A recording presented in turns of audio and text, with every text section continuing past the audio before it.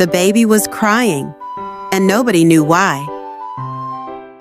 But someone heard it and came running, not with words, not with toys, just with love. A tiny paw, a gentle cuddle. And suddenly, the crying stopped. Because comfort doesn't always come from people.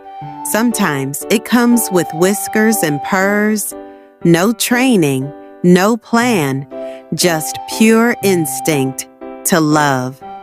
This cat didn't just stop the tears. She reminded us that kindness is universal. Even the smallest hearts know how to heal.